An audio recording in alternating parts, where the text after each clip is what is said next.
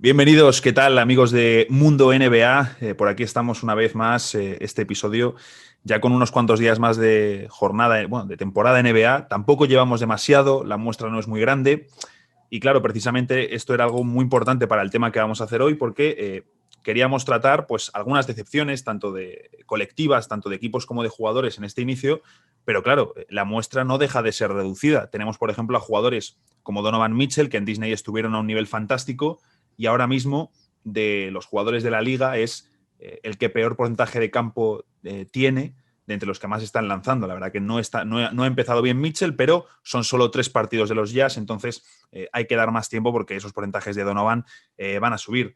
Estoy aquí con Agustín. Agus, ¿qué tal? Nos ha costado sacar algunos nombres, algunos jugadores, pero había otros que eran muy claros. Tenemos un par de candidatos que eran muy obvios por quienes íbamos a empezar. Sí, siempre hay que tener en cuenta el contexto, como decías, si no estamos en una liga en la que podemos, no sé, decir que Terry Rozier va a ser uno de los 10 máximos anotadores, cosa que dudo que sea así cuando termine la campaña. Pero sí es cierto que principalmente hay equipos que ya van mostrando una tendencia en el juego con ciertos problemas de encaje, con defensas que no funcionan, y nada, con partidos que se van perdiendo, que puedes decir, bueno, un comienzo 0-3 no es nada, pero pueden ser 3 derrotas que a fin de temporada te terminen o sacando de playoffs o dejando 2 puestos más abajo y al fin y al cabo todos los partidos valen uno. Y luego al final también, por ejemplo, la pasada temporada es cierto que durante todo el año estuvimos diciendo, oye, la química de los Lakers es su gran fuerte, los Clippers tienen problemas precisamente de química y de encaje, este equipo tiene estos problemas, y eran problemas que se veían desde el principio de temporada, se mantuvieron durante toda la temporada y luego en los playoffs estuvieron ahí. Es decir, que los problemas que se veían en la previa de algunos equipos, vamos a hablar, por ejemplo, de la defensa de los Pelicans, de su encaje ofensivo, es algo que ya comentábamos en la previa, es algo que se está viendo en los primeros días y que puede mantenerse durante toda la temporada y suponer la tumba del equipo en su objetivo de los playoffs. Así que luego realmente estos problemas persisten y cambiarlos no es tan sencillo. Vamos a empezar con los Washington Wizards, que no han empezado nada bien, 4 partidos jugados, 4 derrotas. Ha jugado Russell Westbrook, que ya sabemos al final es uno de los jugadores que más opiniones divide, ¿no? Tiene a sus enormes fans que defienden absolutamente todo de Russell Westbrook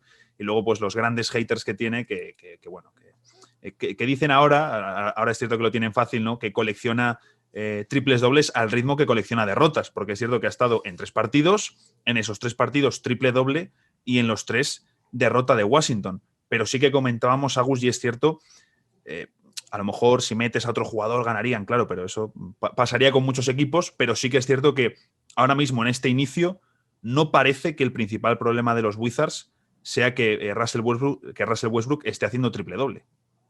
Sí, Westbrook está totalmente en modo Westbrook en estos Wizards hasta ahora, con unos promedios espectaculares, 19 puntos, 13,7 rebotes, 12,7 asistencias. Al ritmo que va, creo que va a terminar siendo antes del final de la temporada el jugador con más triples dobles de la historia de los Wizards o algo así probablemente. Eh, y a su vez tirando 10% en triples y por ejemplo en el partido contra los Bulls creo que el 70-80% de sus lanzamientos llegaron todos de media distancia con el clásico stop and shoot de Russell, que después veremos si es eficiente o no, ¿no? Pero nada, el problema es que más allá de que quizá él podría estar siendo un poco mejor en ataque, también el resto de los jugadores de Washington o terminan en un rol en el que quizá no es el mejor para ellos, como vamos a mencionar ahora, el caso del rookie Denny Abdilla, o fallando un poco, bueno, está bien, con una muestra pequeña y todo, pero si Bradley Beal tira por debajo del 30% en triples, si Davis Bertans, que recibió un contrato de más de 80 millones de dólares, porque es uno de los mejores tiradores de la liga, está apenas por encima del 30%, si Raúl Neto termina tirando 5 triples por partido, Sí, sí. termina habiendo un problema, y ni hablar de la defensa de Washington, que ya es algo de lo que hemos hablado toda la campaña pasada y que hasta ahora no se soluciona nada. Así es, la defensa de los Wizards ha empezado siendo lo que era el año pasado, un auténtico coladero. Ahí se nota también mucho quién es el pívot titular, Thomas Bryant, que es un jugador pues que te ofrece ese tiro exterior, que creo que es un jugador inteligente e interesante, pero que cuando le enfrentas a buenos equipos, le enfrentas a grandes jugadores, supone un agujero defensivo en la zona y no da la sensación tampoco. Yo tenía más esperanzas en que pudiese corregirlo, pero no transmite esa sensación. Me ha llamado la atención, lo puse el otro día en Twitter, acabo de caer cuando has comentado a Raúl Neto, y es que el otro día, cuando Westbrook no jugó, que fue en la derrota contra Orlando Magic, el base brasileño fue titular y jugó 33 minutos, que creo que llevaba desde 2016 o desde 2015 sin jugar tantos minutos en la NBA. No habla bien de tu rotación que si Raúl Neto tiene que entrar a jugar 33 minutos cuando te falta Russell Westbrook. Es cierto que estuvo bien, metió puntos, que ya para lo que son los Wizards es mucho, pero es lo que tú comentabas, ¿no? Los porcentajes de Bill, de Bertans, jugadores, bueno, una rotación que al final se queda corta, ¿no? Tienes a Isaac Bonga jugando muchos minutos, tienes a jugadores que están por debajo de otros. Y sobre todo lo que comentabas de Deni Avdija, ¿no? Ya se hablaba de que al final su llegada a los Wizards, él es un jugador que necesita la pelota, no es un 3&D, por mucho que veamos mucho ese comentario, ¿no? De no, es que Deni Avdija es un 3&D. Deni Avdija, el máximo de triples que había metido en un partido de la Euroliga eran 3, y metió 3 en su debut de pretemporada. Es decir, no es un tirador, tiene potencial como tirador, pero si los Wizards le relegan a ese rol, y lo cierto es que prácticamente todos sus tiros llegan en esas situaciones, y al lado de Bill y de Westbrook no le estamos viendo con la pelota y al final es un point forward, eso puede herir también el desarrollo de Avdija. Así que al final los Wizards, si no defienden, si tus estrellas, si tus referencias no anotan y tienes a jugadores fuera de su rol, realmente es muy complicado ganar, y eso no es solo cuestión de Russell Westbrook. Totalmente. En el caso de Avdija, había rescatado antes que me gustaba, dentro de todo, por ser un novato, por ser un jugador muy joven, cómo lo podía hacer en el costado defensivo, pero es cierto que el encaje al lado de Westbrook y de Bill no termina funcionando. Hay que ver cuando ahora en un par de días Washington recupere a Hachimura, si quizá una decisión del entrenador ahí puede ser poner al japonés como titular y correr a Avdija a una segunda unidad, en la que termina teniendo mucho protagonismo, por ejemplo, como decíamos, Neto o también Ish Smith. Quizá Avdija puede ser ahí un poco un falso base que termine ocupando un poco minutos de ahí y que Hachimura sea el que le saca los minutos a los bases suplentes. Pero cierto que la verdad lo de Washington por ahora es preocupante y se le vienen partidos muy complicados ahora en los primeros días del 2021. Juegan con Brooklyn de visitante, con Filadelfia de visitante, con Boston de visitante. Tranquilamente puede ser un comienzo de, no sé, 2-8, 2-7 para los Wizards. Sí, sí. Y ya el tema de playoffs, que parecía que era algo que no, con Westbrook tienen que ir sí o sí a por los playoffs, se empieza a complicar. Sí, porque al final también tenemos que recordar que esta temporada son menos partidos, por lo tanto, aunque se considera el porcentaje, no tienes tanto margen de maniobra, y a lo mejor una mala racha pues se va a pagar mucho más caro. También hay que decirlo, las 4 derrotas no han llegado tampoco contra equipos de élite, es decir, han perdido contra Philadelphia 76ers, que es el mejor rival, y luego doble partido contra Orlando Magic, que es cierto que ha comenzado la temporada quizá mejor de lo que podíamos esperar, y la derrota contra Chicago Bulls, que es uno de los equipos más débiles de la competición. Así que mucho por ajustar en Washington, pero desde luego no han comenzado bien. Me gustaría lo que has comentado de Avdija como sexto hombre, puede ser de sus mejores opciones, e incluso, ¿por qué no?, darle minutos a Anthony Hill, jugador que viene de la Euroliga, que creo que les daría dureza, les daría defensa y tiro de 3. Así que puede ser una opción a lo mejor en quintetos de small ball. Ahí está esa opción, pero desde luego comienzo muy malo de los Washington Wizards. Se están relamiendo ahora mismo los haters de Russell Westbrook con este inicio. Y vamos a ir con otro.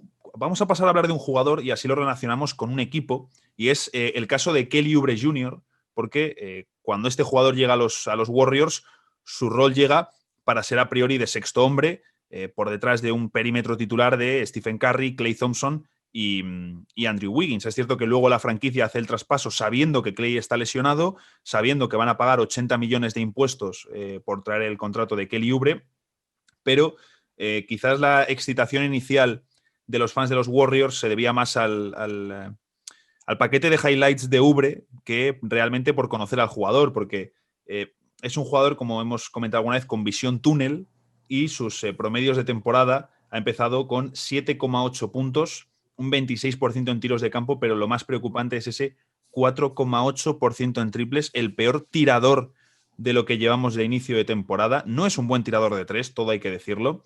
Es que, Agus, el inicio de Kelly Oubre, yo creo que el mejor resumen es ese vídeo que se hizo viral en la jornada de Navidad de Kelly Oubre botando la pelota, y luego las caras de Stephen Curry, Steve Kerr y de Draymond Green. Sí, fue terrorífico. Estuvo 17 triples para recién poder convertir uno en el intento número 18 contra Detroit el otro día, y que luego igual después falló 3 más. Sí. La verdad que defensivamente hay que reconocer que Oubre partido a partido parece querer esforzarse un poquito más en ese costado para tratar de compensar lo que no le está dando a Warriors en ataque, pero es que en ataque, más allá de mala toma de decisiones, también tiene que verse un poco forzado a tomar decisiones en un equipo en el que, salvo Steph Curry y lo que puede hacer Andrew Wiggins, alguien tiene que hacerse cargo del balón. Pero nada, Oubre, la verdad, no termina siendo para nada efectivo con él, y es un problema serio para Warriors. Sí, o sea, hasta ahora no ha jugado Draymond Green, y si el que podemos decir que es tu tercer jugador en importancia del equipo termina teniendo un rendimiento tan pero tan malo, después los resultados son los que son. Los Warriors, que cuando estamos grabando llevan 4 partidos, 2 victorias y 2 derrotas, pero claro, las 2 victorias han llegado contra equipos de baja categoría, los 2 últimos partidos, como ha sido ante Detroit Pistons y ante Chicago Bulls, ante Chicago sobre la bocina, es decir, no ha sido tampoco una victoria holgada, y las 2 derrotas ante Nets y Celtics. Ahora viene una prueba muy interesante contra Portland Trail Blazers, que va a servir para medir un poquito, pero claro, el inicio de Kelly Oubre y de Andrew Wiggins había sido espantoso. Wiggins ha jugado mejor contra Chicago y Detroit. Hay que verle ahora contra un equipo mejor. Me ha gustado mucho algo que ha hecho Steve Kerr en este último partido contra Detroit, y es que entrando en el último cuarto iba solo ganando de un punto el equipo de los Warriors. Ahí ha decidido dejar a Stephen Curry en el banquillo con 30 puntos ya en su cuenta particular, y ha dejado a Wiggins de líder en un quinteto que no es para nada potente y evidencia de nuevo las carencias de los Warriors en la segunda unidad, porque estaban Brad Wanamaker, Damian Lee, Jordan Poole, Andrew Wiggins y Eric Pascal. Este quinteto no se metería en playoffs si fuese titular en ningún equipo, seguro. El caso es que Wiggins ahí ha estado muy bien, y de sus 27 puntos ha anotado 17 con solo 8 tiros a canasta. Además, lanzando muy bien de 3, que es donde peor siempre ha ido. No sé hasta qué punto es esto sostenible, Agus, pero desde luego es una buena muestra, y también nos indica que Steve Kerr está tratando de construir al medio plazo. Es decir, estos Warriors tienen la intención de ser mejores semana a semana y ser mucho más equipo en 2-3 meses, con un Kelly Oubre integrado, con Wiseman quizá con más importancia, con Draymond Green sano, que lo que son ahora. Así que entiendo que Steve Kerr está tratando de apostar más al medio plazo.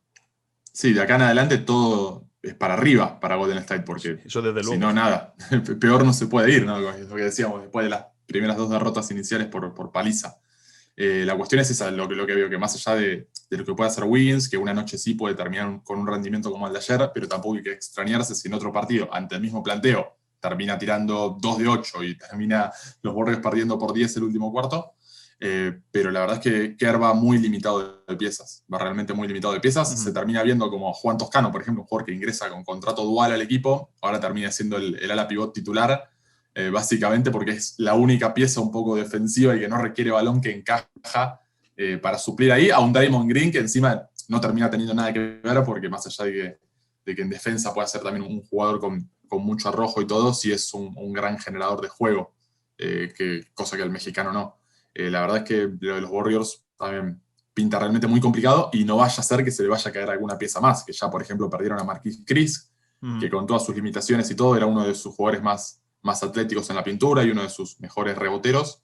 Ya lo perdieron para toda la temporada. Ya vienen de perder a Thompson antes, pareciera que los Warriors tienen alguna especie de embrujo o algo por encima, pero la verdad es que también en una conferencia oeste que no perdona, cada derrota es como una puñalada. Sí, o por ejemplo la lesión de Ja Morant, que va a estar entre 3 y 5 semanas de baja. Este tipo de cosas se van a acrecentar esta temporada, ¿no? Tener a un jugador como Morant fuera puede suponer a lo mejor la diferencia entre meterse o no en el play-in. En el oeste, porque hasta ahora los Warriors están en el oeste, pero cambiando a otro equipo del oeste, los Denver Nuggets tampoco han comenzado de la manera ideal. Más de un seguidor argentino que nos esté escuchando tampoco estará muy contento con la rotación de Michael Malone y los minutos de Facu Campazzo, aunque todo es un proceso. El caso es que Denver marcha 1-3, y lo decías tú, Agus, antes de grabar. Han perdido 2 partidos contra los Kings, mal, y la única victoria que tienen es contra la otra derrota ha sido contra Los Ángeles Clippers. Se puede llegar a entender, aunque tampoco dieron buena imagen y Malone rajó después del partido. Pero la otra victoria ha sido, la única victoria ha sido contra Houston Rockets, unos Rockets que estaban muy mermados. Sí, totalmente. Denver tiene 2 cosas. Uno, un pésimo récord de 1-3 para un equipo que puede pretender totalmente a ser al menos top 3 del oeste. Pero bueno, los resultados pueden ir y venir. Con Sacramento también es cierto que el primer partido lo terminan perdiendo por errores claros en la prórroga, en un partido que tenían prácticamente controlado y que tuvieron 3 posesiones muy tontas y se les escapa.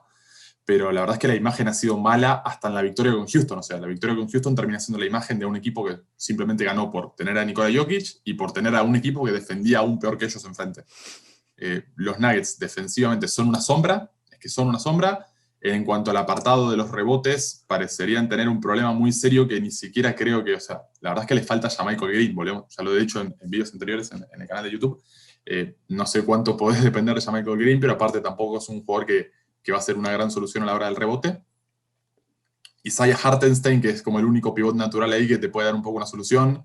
Había tenido un buen comienzo, pero ya volvió un poquito a la normalidad en el cuarto partido de la temporada y tampoco es que Malone le vaya a dar más de 10, 12 minutos por partido. Es un pivote un poco enérgico para entrar ahí listo. Y después todo el resto de los jugadores, que o sea, sí, a ver, Barton quizá no está tomando las mejores decisiones. Faltó Jamal Murray en la segunda derrota contra Sacramento. Gary Harris está en un nivel totalmente bajo y todo. Pero más allá de que ellos puedan subir un poco o no, o lo que te puedan, no sé, dar campazos si empieza a tener más minutos o lo que sea, no veo que sean soluciones en el apartado defensivo y el apartado del rebote, que es donde Denver lo necesita. Y si en unas semanas esto sigue así, me parece que los Nuggets terminan siendo uno de los equipos que más claramente necesitan hacer algún tipo de movimiento en el plantel. No sé qué opinas.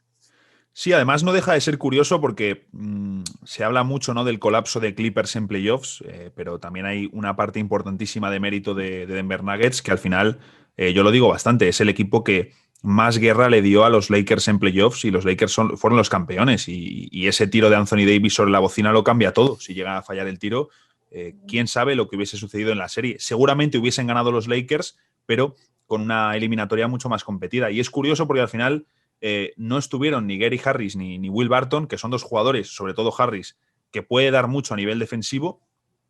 Tienen el mismo equipo, la misma rotación, salvando a Mason Plumlee, que no tuvo tantos minutos en playoffs, y no están ofreciendo, bueno, es que ahora mismo lo estaba comprobando, lo había visto esta mañana, son la segunda peor defensa de la NBA. Es que no hablamos de un equipo que esté a nivel de promedio. Siempre hablaba Malone el año pasado de que su objetivo tenía que ser acercarse al top 10 para ser realmente un equipo de élite. Tu objetivo siempre es, si eres un equipo mejor ofensivo, pues intentar quedar lo más cerca del top 10 en defensa, y si es al revés, si eres un equipo defensivo, que tu eficiencia ofensiva se acerque lo máximo posible al top 10. Pero es que los Denver Nuggets no se pueden permitir ser... bueno, aparecen en NBA Stats, lo estaba mirando en Basketball Reference, como la tercera peor. Solo por detrás tienen a Memphis Grizzlies y a Houston Rockets. Es decir, los Rockets que al final tienen ese asterisco. Como dices, además es preocupante porque no parece que... Tiene que ser un cambio de equipo, un cambio de actitud, un cambio de mentalidad, porque no estamos viendo al equipo con la garra que tenían en Disney, y tampoco, sinceramente, creo que en ataque estén jugando con la energía o con ese punto de vitalidad que mostraron en Denver. En Disney, perdón, jugaban con un convencimiento que a mí me encantó, y no estamos viendo eso en este inicio de la temporada. Sí, totalmente. Hasta ahora nada, y de hecho en el último partido que pierden con Sacramento termina sucediendo también un poco eso. O sea, en el tercer cuarto reaccionan, logran un parcial fantástico, con Porter metiendo 15 puntos, con un equipo que de golpe parecía que en el entretiempo se comprometió a, bueno, vamos a defender. Se termina quedando un poco sin energía. Malone apuesta por la segunda unidad, y la segunda unidad no responde desde un lado enérgico, que es donde decís, bueno, son jugadores que quizá deberían dar un plus ahí.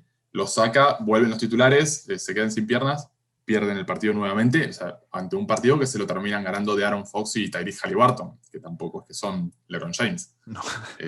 Es realmente preocupante un poco eso ahí para Denver, y más allá de que encima hay que rescatar que Nikola Jokic, yo creo que hasta ahora en estos partidos se lo está viendo en un nivel altísimo, físicamente quizá hasta un poco mejor de lo que solemos verlo en cada inicio de campaña, ni hablar en la temporada pasada que había comenzado quizá un poquito fuera de forma.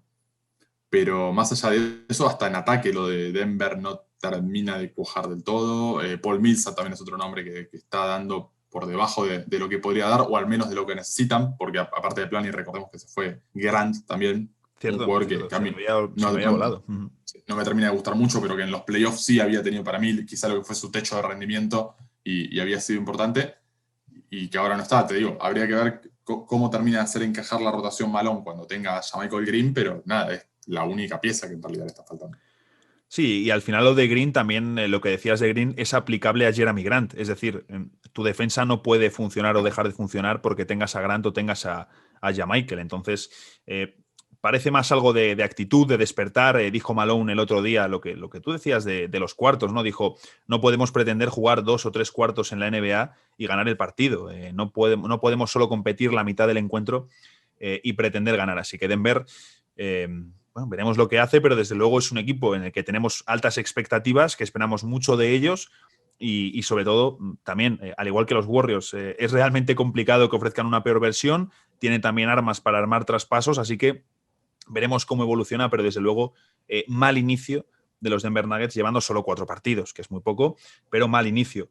De aquí saltamos a un equipo de la conferencia este que sorprendentemente ha empezado muy mal en ataque, como son los Toronto Raptors, que se mantienen en la élite defensiva en este comienzo, son integrantes en ese top 10, pero ahora mismo Toronto Raptors es el peor ataque de la NBA, que es algo que sorprende mucho. Es cierto que han perdido a Ibaka y a Marc Gasol y creo que se evidencia que al final, pues bueno, ni Aaron Baines, ni Alex Len, ni Chris Boucher pueden rellenar el hueco que te dan la dupla Marc Ibaka, que les daban el año pasado a nivel de intangibles Marc y de números y de versatilidad Ibaka. Pero es realmente sorprendente lo mal que están en ataque, ¿no? Siakam ha empezado con unos porcentajes bajísimos. Si hablábamos al principio de que Donovan Mitchell estaba lanzando mal, Siakam está también entre los peores jugadores de la liga lanzando, ahora mismo un 39% en tiros de campo, y a mí me transmite la sensación de que Siakam sigue un poco como en la burbuja, que no se encuentra cómodo, que le tienen muy pillados el reverso y 2-3 recursos que utiliza mucho, y que no está consiguiendo anotar. Totalmente, es la misma sensación de los playoffs para Siakam, que termina mostrándose quizá como un jugador ahí que ser primera opción le cuesta, quizá no le encaja. Sí lo había sido en el comienzo de la temporada pasada, cuando llega a ser All-Star y todo, un poco también una novedad para el scouting de los rivales, pero la verdad es que sí, no termina siendo un jugador de... A ver, si tomamos a todos los que son primera opción de la mayoría de los equipos, nada, tienen un abanico de recursos ofensivos bastante más grande que el de Siakam, que igual yo sigo teniéndolo como un jugador en el que confío que va a evolucionar en cuanto a eso, porque nada, si lo comparamos con lo que era hace 3 años, la verdad es que ha crecido mucho y no tiene por qué no seguir creciendo. Pero hoy Toronto, uno, depende de eso, y segundo, sigue siendo aparte también el mismo equipo de rotación extremadamente corta que ya se veía viendo en los últimos años. Ahora encima se fueron Marc y se fue Ibaka. Los reemplazan en cuanto a minutos con mucho de Aaron Baines, con más protagonismo de Chris Boucher. Alex Len, que era un jugador que parecía fuera de la NBA y terminó jugando 20 minutos, por ejemplo, en la derrota con Filadelfia. Pero también a tener en cuenta eso en el correr de la temporada, porque recordemos todo lo que fue el desgaste de los Raptors, lo que termina influyendo en las lesiones que habían ido sufriendo a lo largo de la fase regular en la 2019-2020. Era por lejos el equipo que más problemas de lesiones había tenido, y no debería ser una sorpresa que termine pasando quizá esta temporada. Sí, creo que Toronto además tiene buenos pivots suplentes. Boucher creo que es un muy buen pivot suplente que para tramos de 15-20 minutos y en función del rival puede dar mucho, pero les falta un pivot titular, porque al final Baines el año pasado se infló mucho su temporada por 2-3 semanas buenas, luego realmente su temporada en global no fue tan buena, tuvo bastantes problemas, sobre todo físicos, y creo que les está faltando un poquito por ahí, ¿no? Me ha sorprendido mucho un dato, porque Toronto el año pasado estaba en la élite defendiendo el triple rival, sobre todo en las esquinas. Era uno de los 5 mejores equipos de la liga defendiendo el triple de la NBA. Y este año han empezado muy mal con el triple. Son el equipo número 20 en porcentaje de acierto. Pero es que lo que más me ha sorprendido es que están permitiendo un 4% más de acierto al rival desde el triple que la pasada temporada. Se sitúan como el equipo número 21. Estar en el top 10 por la cola defendiendo el triple en la NBA actual supone una losa enorme, y sobre todo para un equipo que tiene un gran cuerpo técnico con Nick Nurse o con Sergio Scariolo en la banda, así que es realmente sorprendente. Siempre acaban de encontrar alguna solución los Raptors, es cierto, con Nurse siempre lo ha conseguido, pero quizá esta temporada pues tienen menos armas, ¿no? Y lo comentábamos también estos días haciendo otro contenido. En el este hay 6 equipos garantizados de playoffs, pero ya se está empezando a dudar de si los Raptors pertenecen a ese grupo o si son más parte del grupo de equipos que van a estar en el play-in y que incluso se pueden quedar fuera. No sé si a lo mejor esto es sobre reaccionar demasiado. Sí, me parece que es mucha sobrereacción. Al menos hay que esperar y hay que confiar en Toronto. Toronto se ganó esa confianza para darle Sí, sí. 2, 3, 4 semanas más de verlos y esperar realmente para qué están. Pero algo que, por ejemplo, te agrego en cuanto a lo que dabas del triple. Está bien, la muestra es muy pequeña, son solamente 3 partidos. Pero los 3 rivales que han tenido con los que han sido derrotados fueron New Orleans, San Antonio y Filadelfia. 3 equipos que están muy lejos de tener especialistas en el triple y de ser la gran cosa, la gran amenaza desde el perímetro, porque, por ejemplo, los Sixers los vencieron en la última noche con creo que 7 u 8 triples convertidos en toda la noche, y aún así también han podido, por ejemplo, teniendo un jugador como Joel Embiid, lastimar a Toronto desde adentro.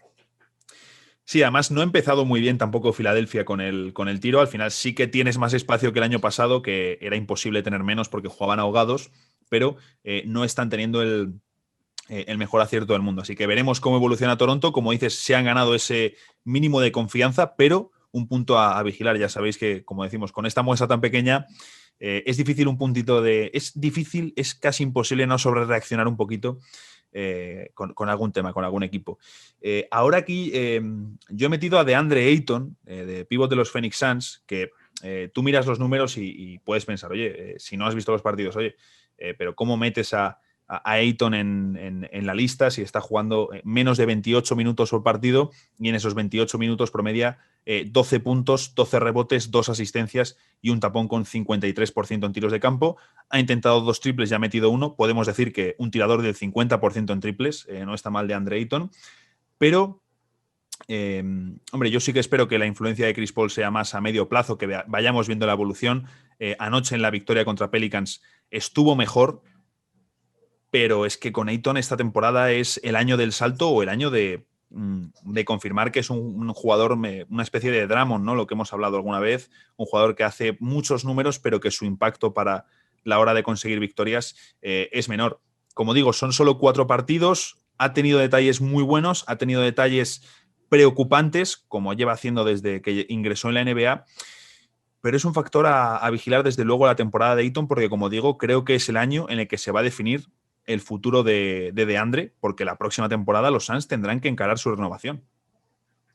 Totalmente. Aparte más con la expectativa que se había generado con Chris Paul, ¿no? Como lo habéis dicho, un jugador que, bueno, si Ayton no saca todo lo mejor de sí, teniendo un base como Chris Paul, que básicamente ha hecho toda su carrera en base a base justamente de explotar a pivots con el perfil y las características de Ayton, qué mejor situación que esa podría tener.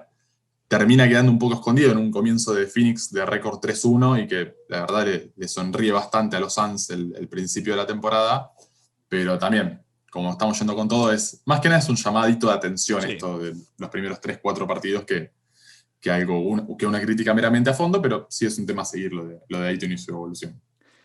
Y también podemos relacionar un poco el caso de que hablábamos de Mitchell, que no ha empezado con los mejores porcentajes, con Devin Booker, que tampoco ha empezado la temporada de la forma más fina. De hecho, ahora mismo está en 19 puntos por partido. Es cierto que el último encuentro contra los Pelicans se queda en 8 puntos, lanzando poco y jugando poco, porque no hizo falta. Primera victoria de los Suns, además, dato bastante llamativo. Desde que Devin Booker es titular, desde el año 2016, primera vez que los Suns ganan con un partido de Booker por debajo de los 10 puntos. Bastante llamativo, creo que también habla bien de los Suns, pero no ha empezado bien con el tiro, 45% en tiros de campo, 30% en triples, incluso un 77% en tiros libres para un tirador que ronda siempre el 90% y cometiendo más pérdidas de lo habitual. Es un jugador que, bueno, acumula pérdidas, como todos los grandes manejadores de bola de la liga, pero proyectando sus estadísticas por 36 minutos, pues la pasada temporada que fue el All-Star estuvo en 3,8 con Ricky Rubio al lado, y esta temporada ha comenzado con 5,7 pérdidas por 36 minutos. Un dato bastante llamativo, así que Booker no está fino, está perdiendo balones. Por otro lado, yo también como seguidor de los Suns pienso, oye, si vamos 3-1 con buenas sensaciones y un par de buenas victorias, con Devin Booker firmando su peor inicio en la NBA, a poquito que meta, somos top 4 de la liga. Totalmente, es que lo que Booker no da o Ayton no da, lo termina dando Michael Bridges o lo termina dando Cameron Johnson, por ejemplo, desde el banco. Sí. Así que sí creo que para Suns, más allá de esto que estamos comentando, las sensaciones sí son realmente muy buenas. Y vamos con otro equipo de la conferencia oeste que no ha empezado bien, pero es que realmente el oeste, fuera de Oklahoma, todos los equipos van a buscar el play-in. Y quizá es cierto que Sacramento ha empezado muy bien, sobre todo creo que en sensaciones, más allá incluso de resultados que son buenos, pero hay un equipo que se descuelga. Creo que tampoco sorprende. Minnesota Timberwolves, Agus. Y el caso de Malik Beasley, que aparte de problemas extradeportivos, ha tenido alguna confrontación, no ha empezado tampoco la temporada tirando bien y al final Minnesota necesita que Beasley meta los tiros porque es un equipo que tiene problemas atrás y va a necesitar la mejor versión ofensiva posible si quiere competir y quiere acercarse al play-in. Sí, bueno, desde los resultados, por ejemplo, Minnesota es uno de los que puede ser un poco engañoso porque tiene un récord de 2-2, ganó los primeros 2 partidos, después perdió, es cierto, por paliza, contra los 2 equipos de Los Ángeles en partidos que debería perder igual en la teoría, digamos, más allá de que no estuvo Karl Anthony Towns por lesión, pero por ejemplo, casos como el de Beasley, tirando un 25% en triple, siendo que es un jugador al que el coach Sanders se le da vía libre para tirar, de hecho, tiene 6 intentos por partido, termina siendo preocupante, y en realidad ni siquiera es algo que es solamente de Beasley, sino que es de todo Minnesota, un Minnesota que está diseñado, digamos, para buscar el tiro de 3 puntos como una de sus armas principales, pero que está apenas por encima del 30% en cuanto al porcentaje general del equipo. De hecho, ahora lo estoy comprobando en Basketball Reference, son el segundo peor equipo de la liga en cuanto a tiro. O sea, el único que tienen por debajo es New Orleans Pelicans con 29,6, pero lo cierto es que los Pelicans son un equipo que al contrario, al que le faltan tiradores por todos lados, mientras que a Minnesota la verdad es que le sobran. Y no termina de verse un encaje realmente muy bueno en Minnesota. Es cierto que también llegaron muchas piezas nuevas, llegó Ricky, llegó Anthony Edwards, Towns de golpe ahora volvió a quedar fuera por lesión, lo que no deja también de ser una alerta, que todas las temporadas parece que se viene repitiendo esto, que de golpe Towns se pierde 5 partidos, se pierde X cantidad de partidos, y al fin y al cabo, como decíamos antes, son derrotas que te terminan dejando afuera de la zona de play-in. Pero nada, o sea, es bastante llamativo lo de Minnesota en ese costado, más también siendo un equipo que la verdad que en defensa sí termina dando hasta ahora lo que se esperaba, que era poco y nada. Claro, encima si tienes fuera a Towns, porque, por ejemplo, si se queda fuera Russell, tienes opciones en el perímetro, tienen muchas opciones para sustituir. Creo que Jarrett Culver ha empezado muy bien la temporada, dando mucha energía, mucho esfuerzo, trabajo en los tableros. La verdad que me está gustando mucho su inicio de temporada y se habla poco de él ahora mismo en Minnesota, pero D'Angelo Russell tampoco está brillando en ataque, porcentajes mejorables y muchas pérdidas.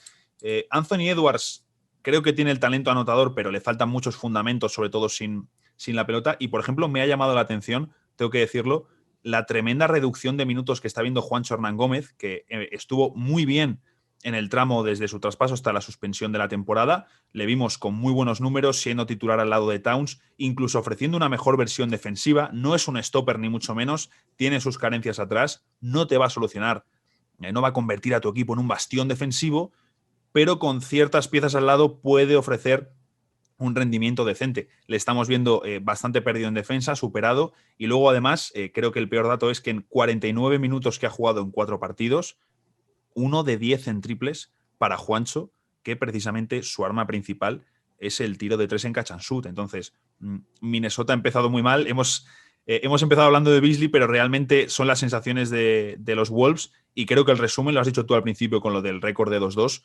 Lo comentaba Ricky Rubio después de la derrota con los Clippers. Dice, nuestro récord es 2-2, que está bien, pero ahora mismo somos peores que un récord de 2-2. Sí, es que tranquilamente podrían tener un récord de 0-4. Terminan salvando 2 victorias en el comienzo de la temporada contra un Detroit al que se le van todos los partidos en el último cuarto, ¿no? Como si más allá de que realmente tienen un personal realmente muy bajo, pareciera que la carrera por Kate Cunningham de los Pistons se afianza ahí, y salvaron una victoria contra Utah Jazz en un partido, la verdad, bastante flojo de los Jazz el fin de semana pasado, pero es que lo de Minnesota es lo que decía Ricky, o sea, en sensaciones en cuanto a lo que se termina viendo en el juego, más allá del marcador, hay muchísimo por mejorar. Lo de Juancho termina sorprendiendo, que solamente haya jugado menos de 50 minutos en 4 partidos, y que nada, la presión también de tener que rendir cuando ingresa y de que el tiro no entra, o sea, también puede haber una cuestión de un poco de confianza ahí, de que hasta se ve un poco, quizás está desplazado por Jake Layman o por otro jugador, en algo que termina siendo sorprendente. Bueno, también acá tienen bastantes piezas para mover el entrenador Sanders y para terminar de coger la rotación y de ver qué quiere buscar, o en todo caso en unos meses o mismo ahora ir por un traspaso. Tampoco me sorprendería que Minnesota vaya por ese cambio. Es sorprendente también al final. Me sorprendió, por ejemplo, que Lehman esté jugando más que Juancho, sobre todo por el medio plazo del equipo, pero claro, es lo que iba a comentar antes. Al final hay otras piezas, todas las piezas del equipo las puedes más o menos sustituir con lo que tienes en el banquillo, pero el único jugador irreemplazable es Karl Anthony Towns, porque los suplentes son Naz Reid y Ed Davis, jugadores que están a años luz del talento del All-Star. De hecho, hemos visto incluso algún tramo defensivo de Minnesota bastante bueno con Towns en pista, pero es que a Russell le puede sustituir, a Ricky le puede sustituir, mejor o peor, Anthony Edwards, el que sea, pero es que Towns no tienen manera de sustituir su impacto, de sustituir su presencia, y sin él pasan a ser uno de los equipos evidentemente más débiles de toda la competición, como ocurre si a Minnesota, que estaba proyectado como uno de los peores del oeste, le quitas a su estrella más diferencial. Vamos a hablar un poquito de Chicago Bulls, que es cierto que en las previsiones estaban al fondo del este, pero a mí, Agus, hay algo que me sorprende bastante de este equipo, y es que ahora mismo, según estamos grabando, van con un récord de 1-3, 4 partidos jugados. Está funcionando mejor la defensa de los Bulls que su ataque. No sé si esto habla bien o mal del equipo. Sí, y la defensa también ha ido reaccionando un poco con el correr de los partidos, porque tampoco es que son unos stoppers increíbles, ¿no? Pero a mí, en cuanto al ataque, lo de Lavin y White, los dos compartiendo el quinteto titular, siendo hasta los dos jugadores quizá de mayor cantidad de minutos en el equipo, y tomando tantas responsabilidades, no me termina de encajar. Ya lo sentí la temporada pasada. Siento que a Chicago le falta un armador, que a Chicago le falta un jugador que haga mover un poquito más las piezas, un jugador un poquito más cerebral. No lo tienen, no lo consiguen en el mercado. Satoransky es quizá lo más parecido que hay en el plantel y sigue teniendo ahí un rol desde el banco con 15-20 minutos, y que la verdad tampoco es que cuando entra se termina de lucir tremendamente. Nada, o sea, si Bulls, más allá de que no se los proyectan, ¿no?, entre los 6 o 7 mejores del este, es un equipo que también que tiene que ir a por la zona de play-in en esta temporada, y hasta ahora el comienzo no es del todo alentador.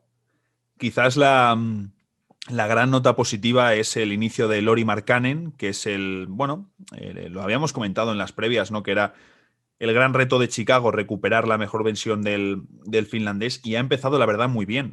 Creo que, aparte de que están ahora mismo entre los mejores tiradores de la liga en catch and shoot, le están buscando mucho con acciones para que lancen acciones de recibir y tirar, y las está enchufando. Ahora mismo está cerca del 48% en triples, lanzando más de casi 6 triples por partido. Luego, además, se le está viendo intenso, agresivo, está atacando las ventajas cuando las tiene, porque es un jugador que o es más rápido que el rival, o es más grande, o tiene muchas ventajas, puede poner el balón en el suelo. Entonces, la verdad que me está sorprendiendo.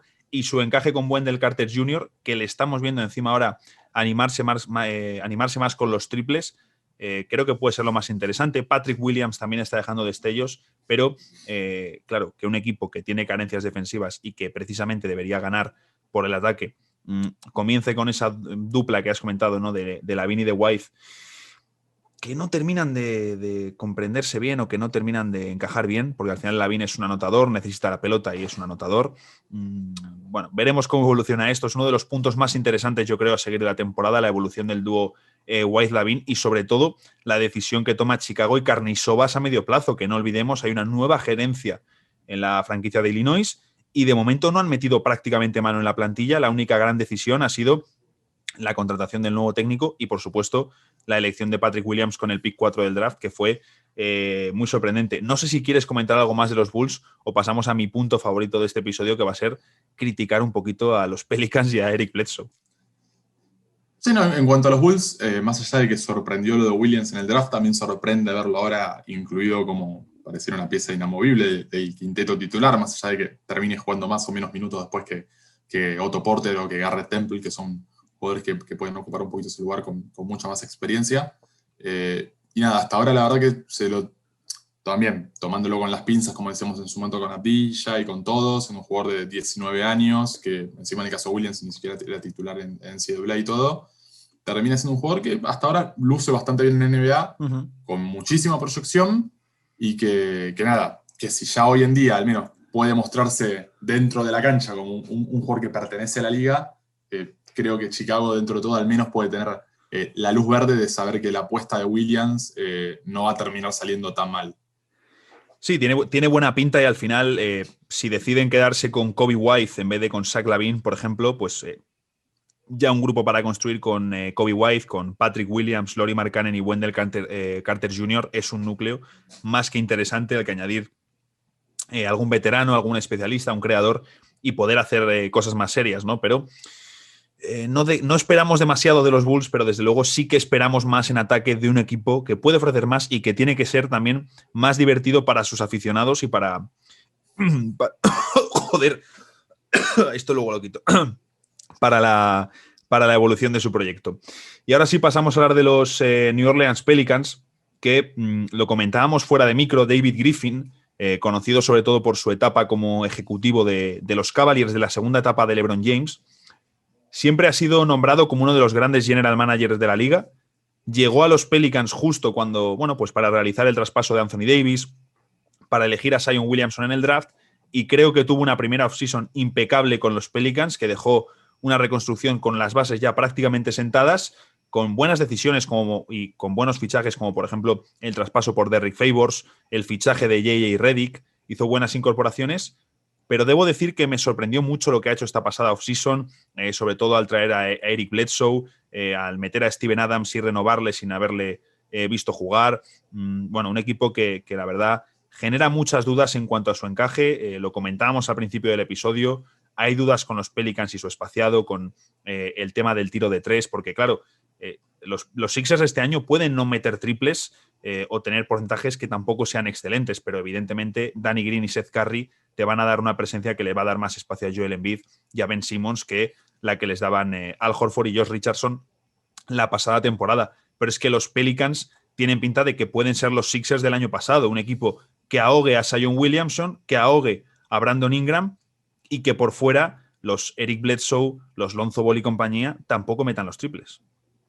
Sí, hasta ahora solamente 2 notas realmente positivas en New Orleans. Una es Ingram mostrando que puede sostener lo que fue la campaña pasada y ese nivel de All-Star. De hecho, fue el jugador de la semana en la conferencia oeste y hasta se lo termina notando cada vez un poquito más agresivo en cuanto a atacar el aro, la creación por sí mismo y todo. Y un Williamson que también hasta ahora ha jugado 34, 35 minutos casi todas las noches y gran noticia los minutos de Zion. Sin problema. La verdad que eso sí, o sea, la temporada pasada parecía que a los 25 minutos había que sacarlo, se rompía. Pero después el resto de nada, o sea, con Adams, un equipo que en ataque termina encajonadísimo, que no tiene el spacing, que tiene, por ejemplo, un jugador como Bledsoe que ni siquiera te aporta tiro, que no te aporta creación, que no te aporta... y sin Adams... Que no te aporta nada, dilo así, claro, Bledsoe sí, no aporta nada. Y sin Adams, una defensa que, como por ejemplo vimos en el partido con Miami de Navidad, se cae a pedazos, también un poco con Phoenix. Nada, o sea, realmente lo de New Orleans termina siendo un equipo que con Ingram, con Williamson y con todo, a futuro, yo creo que el trabajo que está haciendo esta gerencia es prometedor, sí. Pero para esta temporada, si pensábamos que los Pelicans pueden llegar a playoffs, que todo, el comienzo no fue el mejor, y las piezas que tiene Van Gundy para trabajar tampoco parecen ser las mejores, porque después si vamos al banco, o sea, ¿quiénes son los jugadores más protagonismo? Redick y Hart, que terminan ingresando ahí, y nada, hacen lo suyo con el triple, Hart con un poquito de energía y todo, pero después, la verdad, el resto de los jugadores no terminan encajando bien para reemplazar a lo que son los titulares. Nicolo Melli entrando ahí como una ala pivot, Alexander Walker o Kira Lewis, los jóvenes que tienen en el backcourt, la verdad es que tampoco sé si están del todo listos para tener una responsabilidad muy grande. Es complicado el panorama para New Orleans pensando en la 2020-2021. Sí, es que la realidad es sobre todo lo que dices, ¿no? Que no han empezado bien, sobre todo en sensaciones. Van Gundy terminó el partido contra los Suns desesperado y muy cabreado porque han traído a Van Gundy para darle una identidad defensiva al equipo. No olvidemos la mala imagen que dieron en la burbuja. Fue uno de los equipos que pasó con un peor juego, con peores sensaciones. Transmitieron mucha desunión, desgana defensiva y un equipo que se le superaba con muchísima facilidad. Traen a Van Gundy, precisamente un entrenador de la vieja escuela que mete mucha caña, para bueno, ya comentó Redick, ¿no? Tono de medio broma, medio en serio, lo duras que son las preparaciones de Van Gundy cada temporada. Ya estuvo con él en su primera etapa como jugador en Orlando Magic, se encuentra con él ahora, pero claro, es que no tiene piezas para defender, ni tiene el espacio que Van Gundy, recordemos, por ejemplo, en Orlando revolucionó bastante para su época, incluyendo a Rashard Lewis como 4 abierto tirador. Es decir, siempre ha sido un técnico defensivo, pero que ha abogado por la importancia del triple y por tener siempre buenos tiradores en pista. Había un dato que te comentaba justo antes de empezar a grabar, y era el del partido de ayer contra Phoenix, porque los Suns, por el contrario, sí que es un equipo que tira mucho de tres y tiene tiradores. Los Pelicans no los tienen, y en cuanto abro el artículo digo el dato, pero entre Eric Bledsoe, Lonzo Ball, JJ Redick, Brandon Ingram y Josh Hart sumaron un 2 de 17 en triples. Es imposible competir con esa cifra en el triple, y sobre todo con un equipo que, como dices, sin Steven Adams no se sostiene por dentro. Jackson Hayes creo que sigue estando muy verde. La sensación general con el público es que tienen ahí un pívot muy prometedor, pero lo cierto es que de momento tampoco está jugando mucho. Los Pelicans parece que quieren pasar a Zion de forma permanente al 4. Es algo que de primeras me chirría bastante. Evidentemente, si lo hacen, tienen sus motivos, pero quizá tienen que probar la opción de jugar con Zion más de 5 si no les está funcionando la defensa y tampoco les funciona el triple, porque en la NBA actual tienes que tener al menos una de las dos muy finas. Es cierto que en las estadísticas aparecen como el noveno mejor ratio defensivo, pero como dices, Agus, al final es un equipo con Steven Adams y otro equipo sin él. Son muy diferentes. Ayer, por ejemplo, Phoenix también hace un gran parcial en el segundo cuarto, aprovechando minutos que no está Adams en pista. Y la gran pregunta es esa: ¿pueden los Pelicans solucionar estos problemas con los jugadores que tiene? ¿O terminarán, por ejemplo, los veteranos como Redick, que le queda solo esta temporada de contrato, pidiendo traspaso en febrero o marzo para terminar la campaña en un candidato? Sí, y mismo en cuanto a lo que mencionabas antes de Zion también, me quedo un poco con eso. Un Zion que creo que casi nadie tiene dudas de que puede realmente en un futuro ser no un tirador especialista, pero sí un jugador bastante sólido con el tiro de 3 puntos, y que hasta en defensa, con su presencia física, con su capacidad para las ayudas y todo, sea realmente un buen defensor. Hoy en día no termina siendo ninguna de esas dos cosas, más allá de que en algún partido pueda de golpe meter 3 4 tapones y agarrar 12 rebotes y compensar de un lado, y en otro meter 3 4 triples y compensar de ese lado. Hoy en día no termina haciéndolo, y el jugador de que mejor encaje podría darle a Zion es un pivot que te defienda y a su vez que tira triples. Y la verdad que conseguir eso hoy en día está realmente muy complicado, tener un 5 que dé esas dos cosas en muy buen nivel para que Zion pueda ser el 4 del equipo. Después, si no, termina siendo un poco lo que mencionabas, tener que elegir una de las dos vías hoy para New Orleans. O quiero ser un equipo top 10 en ataque, o quiero ser un equipo top 10 en defensa, porque las formaciones que puede combinar hoy en día no veo que terminen pudiendo formar un híbrido para llegar a eso. Por ejemplo, con Redick son otra cosa en ataque, tienen más amenaza desde el triple y todo, pero la verdad que a JJ, por ejemplo, cada vez se lo ve más complicado, ¿no? Lógicamente, en defensa, el pasar de los años lo va complicando. A mí un quinteto que me gustaría ver con más minutos, porque creo que al final la pieza a mí que más discordia me genera es evidentemente Eric Bledsoe. Me sorprendió mucho que se fuesen a por él en la offseason. Creo que, por ejemplo, hubiese sido interesante quedarse a George Hill, que al final es un veterano que te da más seguridad en defensa, quizás no tantos riesgos como que mete Bledsoe, y es uno de los mejores tiradores en catch and shoot de la NBA. La pasada temporada tuvo el mejor registro de porcentaje en la temporada, sin ser un lanzador de volumen. Pero claro, es que ahora mismo a mí un quinteto, por ejemplo, con Lonzo Ball, con JJ Redick, con Brandon Ingram, con Zion Williamson y Steven Adams, quizás sí que tiene ese punto más de equilibrio, ¿no? Al meter a Redick por Bledsoe, manteniendo a Alonso, que ha empezado muy mal con el tiro, 7 intentos por noche, no llega al 29%. Claro, pero es que creo que al final me parece que lo de los Sixers del año pasado es una buena comparación, porque estamos viendo ahora a Josh Richardson liberado en Dallas y jugando muy bien, con porcentajes del 40% en triples, que quizás es algo sobredesmedido, que tenemos que ver cómo evoluciona ese porcentaje. Pero claro, si tú al final a un jugador como Lonzo, que no está orientado a ser un tirador, le estás pidiendo que meta tiros, porque en los Pelicans nadie está metiendo los tiros, es cuando tienes el problema. Sí, sí, o sea, lo mismo. Un encaje que justamente Filadelfia me parece el mejor ejemplo, ¿no? Lo que era la temporada pasada. Tenés algo de material, pero los jugadores en el sistema no terminan de funcionar. Y también lo mismo, están en el oeste. el oeste no es el este. El oeste Sí, no sí. perdona y la cosa termina quedando complicada de nuevo para New Orleans, porque a diferencia de otros equipos, acá yo termino viendo lo más difícil, lo del medio plazo para la mejora, más allá de que Van Gundy también sea un entrenador nuevo con el equipo, que la pretemporada fue corta, que defensivamente probablemente se pueden acomodar un poco más y todo. Lo veo con no demasiado potencial a New Orleans para esta temporada, precisamente. Cuesta, la verdad, imaginar a los Pelicans mejorando en ese aspecto. También es cierto que siendo el peor equipo en porcentaje de acierto en triples, un poquito pueden subir, ¿no? Quizás no mejorar tanto como Warriors o como los porcentajes de Devin Booker o Donovan Mitchell, pero, hombre, es fácil mejorar cuando está siendo el peor equipo en porcentaje de triples. Y para cerrar, quiero recordar el contrato de Eric Bledsoe, sobre todo si sois seguidores de los Pelicans, para que podáis sufrir un poco, porque le quedan la siguiente temporada todavía por más de 18 millones de dólares y luego la siguiente temporada no es contrato garantizado, tiene 19, casi 19 millones y medio Eric Bledsoe con 32 años, 33 cumpliendo esa temporada, con unos 4 millones garantizados. Es decir, es la opción de o quedarte a Bledsoe por cerca de 20 millones o cortarle y comerte 4 millones en tu cap. Sinceramente, no sé qué preferiría llegado a ese punto, pero desde luego situación complicada para los Pelicans y así queda un poquito, ¿no? Este inicio, como decimos, una muestra pequeña, pero hemos hablado de ese mal comienzo de los Wizards, de Kelly Oubre, de Denver, de Toronto, la situación de DeAndre Ayton, de Malik Beasley y la ofensiva de Minnesota, el balance entre el ataque y la defensa de Chicago, y para terminar, los Pelicans, su espaciado, la defensa y Eric Bledsoe. Así que con esto llegamos al final del episodio. Simplemente deciros que si nos estáis escuchando en las plataformas de audio, recordaros que tenéis el canal de Global Hoops Oficial en YouTube, ahí os podéis suscribir y estamos subiendo contenido todos los días, algún día incluso más de un vídeo.